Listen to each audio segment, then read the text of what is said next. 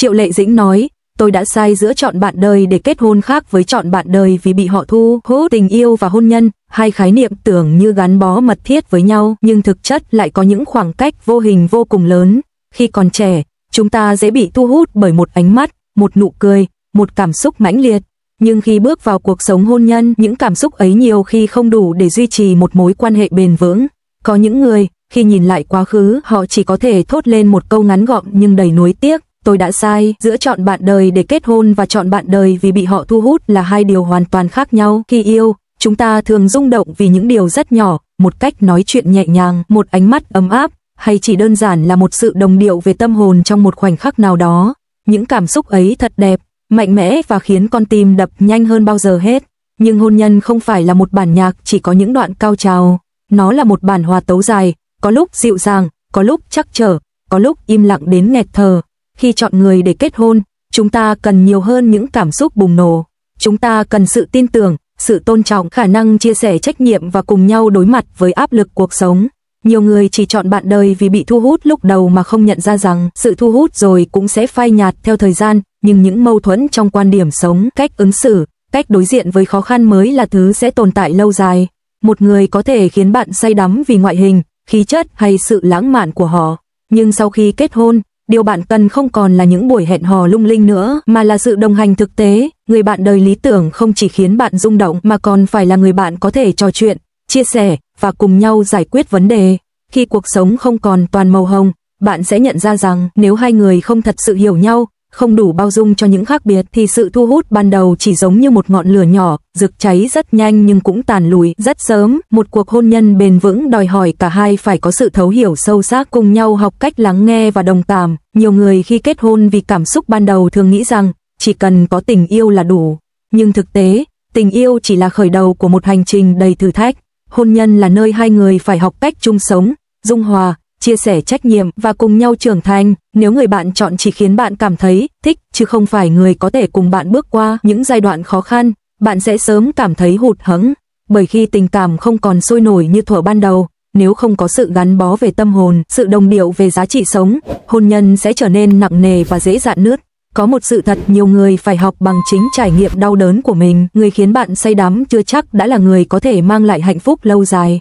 Khi còn trẻ, chúng ta mù quáng tin rằng cảm xúc mãnh liệt là bằng chứng của tình yêu đích thực, nhưng càng trưởng thành, chúng ta càng nhận ra rằng sự bình yên, tôn trọng và an toàn mới chính là thứ quan trọng nhất.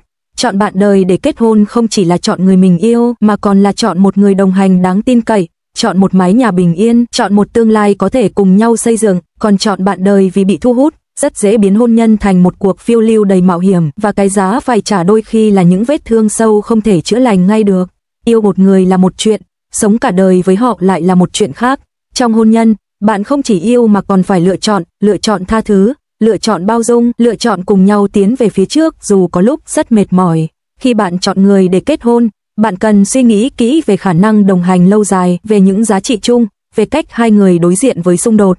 Nếu bạn chỉ chọn vì họ khiến tim bạn rung động, bạn có thể sẽ không đủ vững vàng khi cơn sóng đầu tiên ập đến.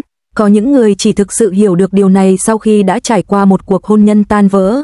Tôi cũng từng như vậy, chọn người vì họ khiến tôi say đắm, tin rằng cảm xúc có thể vượt qua mọi trở ngại, nhưng rồi cuộc sống thực tế không giống như những câu chuyện ngôn tình. Khi sự lãng mạn dần mất đi, tôi và người ấy nhận ra chúng tôi không có cùng mục tiêu, không có sự thấu hiểu đủ sâu, và cũng không biết cách đi cùng nhau qua khó khăn. Khi ấy, tôi mới nhận ra, hôn nhân không chỉ là yêu, mà còn là hợp. Không hợp về giá trị sống, về cách sống, về định hướng tương lai, thì dù tình yêu có sâu đậm đến đâu, cuối cùng cũng dễ trở thành vết thương. Cuộc sống sẽ trở nên nhẹ nhàng và ấm áp biết bao khi bạn ở bên một người có thể khiến bạn cảm thấy an toàn, có thể cùng bạn đối thoại, cùng bạn phát triển. Đó không nhất thiết phải là người khiến bạn say đắm nhất ở tuổi trẻ, mà là người có thể nắm tay bạn đi qua từng chặng đường dài. Tình yêu đích thực không phải là khi trái tim bạn đập nhanh mỗi khi nhìn thấy họ, mà là khi bạn cảm thấy bình yên khi ở bên họ. Khi bạn chọn đúng người để kết hôn, mọi sóng gió cuộc sống đều có thể nhẹ nhàng vượt qua. Giữa chọn bạn đời để kết hôn và chọn bạn đời vì bị họ thu hút là hai con đường hoàn toàn khác nhau. Một bên là lý trí và sự đồng hành lâu dài, một bên là cảm xúc ngắn ngủi và dễ tan biến. Người trưởng thành không phủ nhận cảm xúc, nhưng họ biết rằng hạnh phúc thật sự không đến từ những rung động ban đầu, mà đến từ sự bền bỉ, thấu hiểu và sẻ chia. Đôi khi, để có được một cuộc hôn nhân hạnh phúc, chúng ta cần học cách yêu bằng trái tim nhưng chọn bằng lý trí.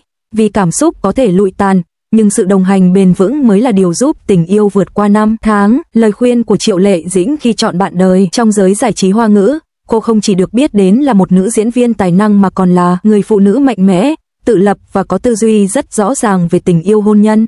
Sau những thăng trầm trong cuộc sống riêng tư, Triệu Lệ Dĩnh từng nhiều lần chia sẻ quan điểm về chuyện chọn bạn đời. Những lời nói của cô không hoa mỹ, không cầu kỳ, nhưng lại thấm đẫm sự trưởng thành và trải nghiệm thực tế.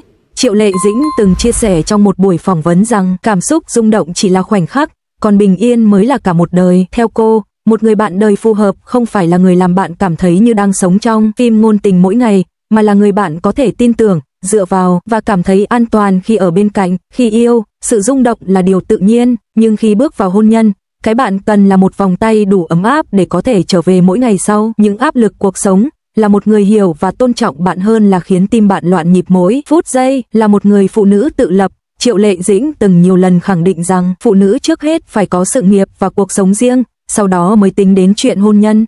Cô từng nói, nếu bạn đặt toàn bộ hy vọng vào người đàn ông bên cạnh, bạn sẽ dễ thất vọng.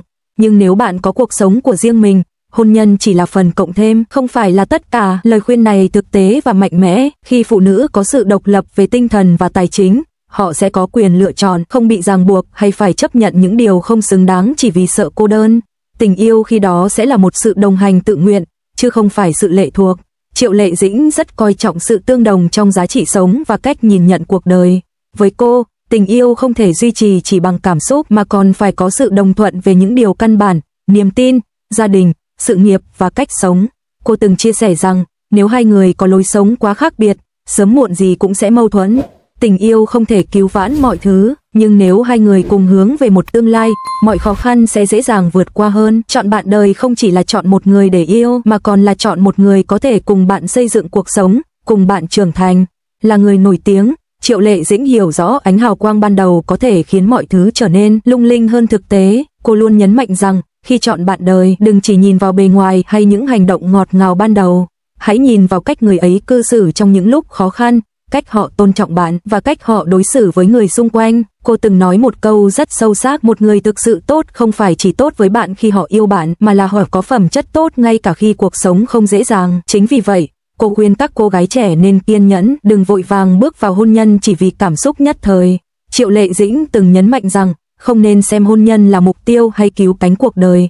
Hôn nhân không làm bạn trở thành một phiên bản tốt hơn, chính bạn mới có thể làm điều đó. Người bạn đời chỉ nên là người đồng hành, cùng bạn trưởng thành và xây dựng một mái ấm, chứ không phải người mang đến toàn bộ hạnh phúc cho bạn. Cô khuyên rằng, hãy trở thành một người hoàn thiện trước khi bước vào hôn nhân, để bạn không bị lệ thuộc và có thể cùng người ấy tạo nên một tương lai bền vững. Một trong những triết lý sống mà Triệu Lệ Dĩnh luôn giữ vững là, khi bạn yêu bản thân đủ nhiều, bạn sẽ không dễ bị tổn thương. Khi bạn biết rõ giá trị của mình, bạn sẽ không chọn người chỉ vì họ thu hút bạn nhất thời, mà bạn sẽ chọn người xứng đáng, người biết tôn trọng và trân trọng bạn.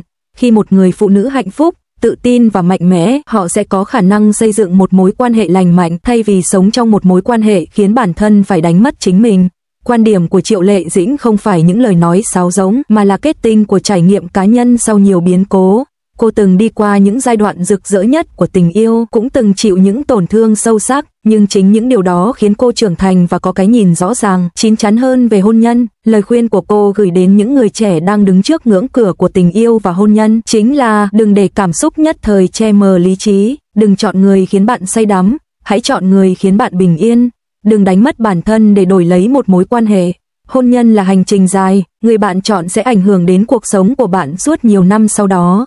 Vì thế, hãy lựa chọn thật cẩn trọng, đủ lý trí nhưng cũng không quên dành chỗ cho trái tim.